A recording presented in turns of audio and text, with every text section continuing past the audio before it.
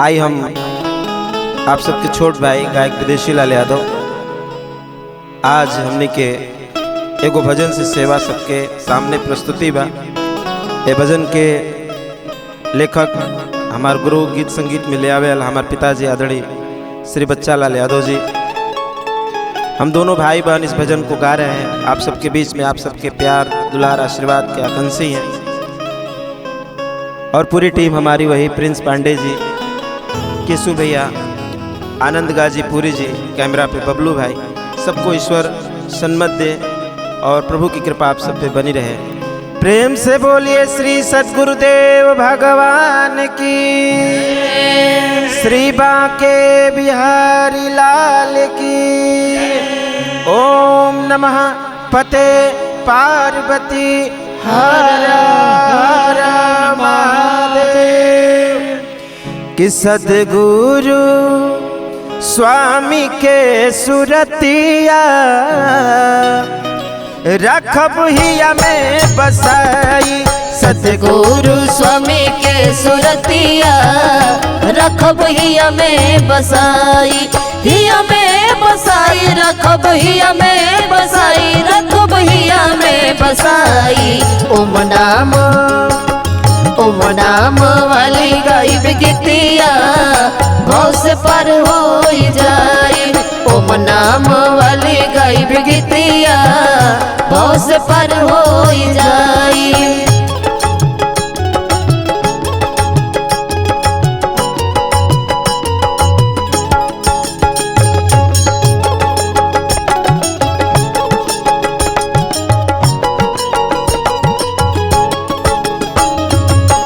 नाम वाली गायब गीतिया भव से पर हो जाई। सतगुरु स्वामी के सुरतिया रखब हिया में बसाई। बड़ी सुंदर प्रमाण। सर धरहल ता बोलावल बीनु आईनी, सेवरी के झूठ की बैरी रहो खैनी।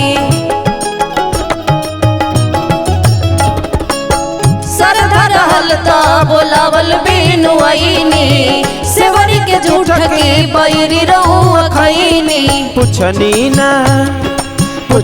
ना जचनी उनकर जतिया लिहनी भोगवा लगाई। ओम नाम वाली गायब गीतिया भव से पर हो जाई।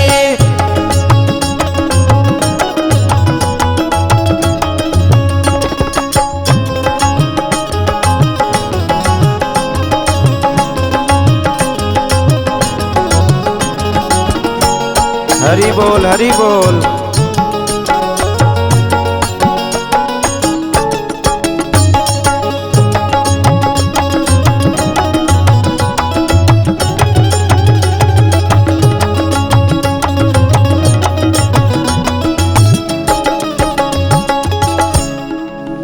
द्रौपदी पुकारी कहे आई मोर भैया, द्रौपदी पुकारी कहे आई मोर भैया।